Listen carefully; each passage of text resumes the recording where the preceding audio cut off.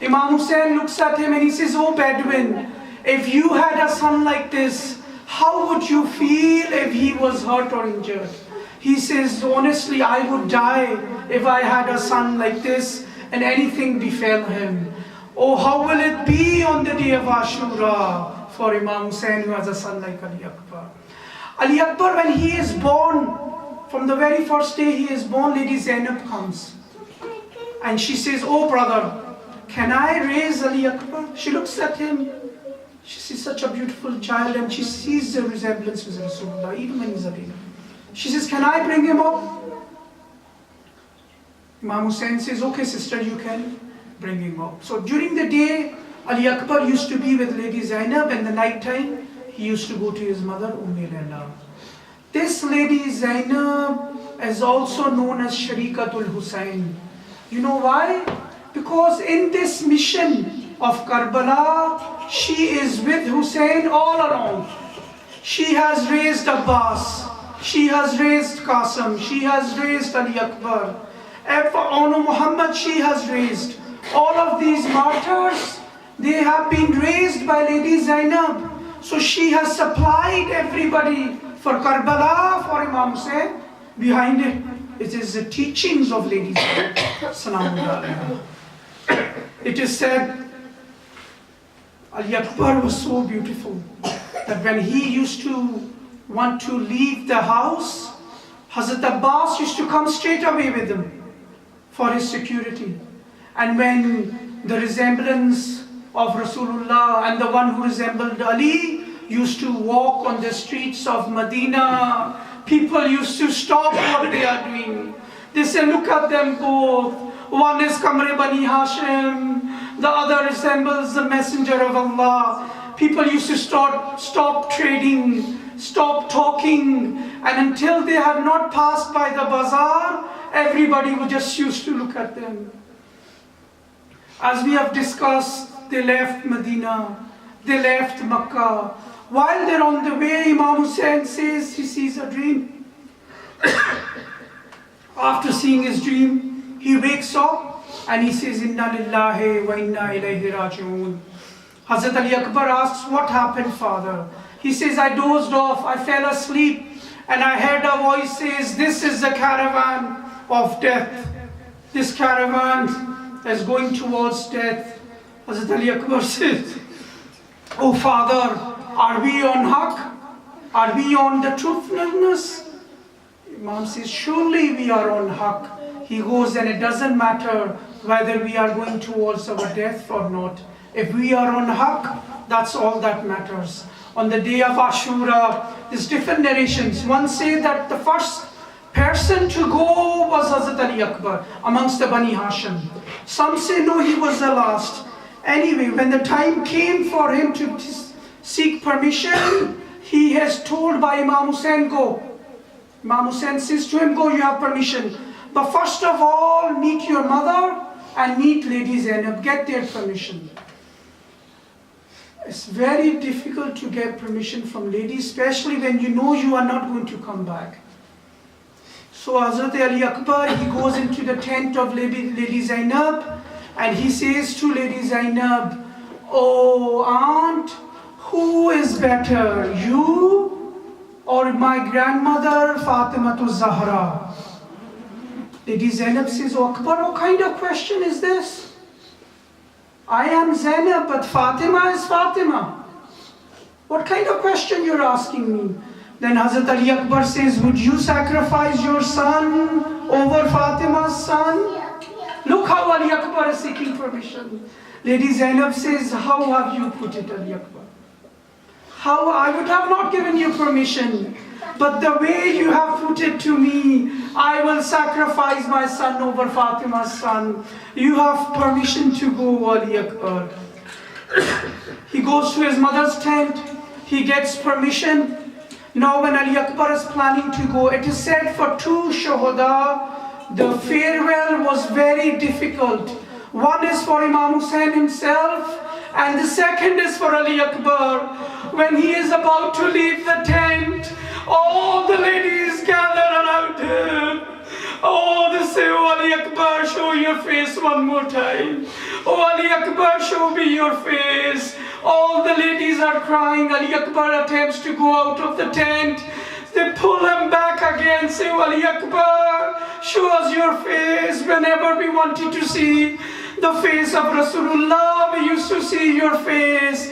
Then Ali Akbar hears a weak sound, a very weak voice. It is no other but Sajjad, your fourth Imam. He says, oh brother, how can you leave without meeting me?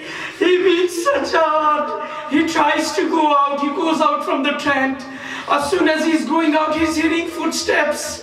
Now he hears footsteps. Who is this following him? He looks back. It is no other but Imam Hussain. He says, oh Akbar, keep looking back. Imam Hussain, Ali Akbar says, oh father, I just said farewell to you. He said, oh Akbar, you don't have a son like me. If only you had a son like you, you would have seen how my heart is hurting. One scholar, he said he wanted to write the musibah of Ali Akbar, and he started thinking what was more difficult for Hussain. Was it difficult, the martyrdom of Ali Akbar, or was it difficult for the martyrdom of Hazrat Abbas alayhi salam? He started thinking. He asked a scholar, and the scholar says, don't ask me. He says, no reply to me. He says, you know what? When Hazrat Abbas fell, Imam Hussain grabbed his back and he said, my back is broken. Now my enemies are taunting me. It was a very difficult time, but on 5 occasions on the Musibat of Ali Akbar, it was as though Imam Hussein's soul was going to leave his body. One, when Ali Akbar came to ask for permission to go, Imam Hussain said, oh Ali Akbar, are you really going to go towards death? Are you really going to go towards the battlefield? Secondly, when he told him to look back, keep looking back, Imam Hussain was so hurt that it was that his body, his soul and body were going to separate. Thirdly, when he arrived at the body of Akbar, Akbar is also the grandson of Imam Ali. He fought bravely. But what actually happened is, while he was fighting, Umar ibn Sa'd said that we have 2,500 experts in spear. You cannot fight him with sword. So surround him with spears. So what they did is, they were all 2,500 spearsmen. They were around Ali Akbar, and they got closer and closer and closer until one, he threw his spear, which hit Ali Akbar's chest. When it hit Ali Akbar's chest, Imam Zamana says, oh peace be upon you. When you were hit on the chest with a spear, you put your arms around the horse. Akbar could not stay on the horse. The horse took him to near a tree, and there he dismounted. And Imam Hussain says, oh Akbar, this world is no use to me after you. Oh Akbar, keep calling your father. I can't see anymore with my eyes. You know how Mullah Hussain reached Akbar? Akbar was calling his father. It is said that Mullah could not walk, he was crawling. He crawled towards the body of Ali Akbar.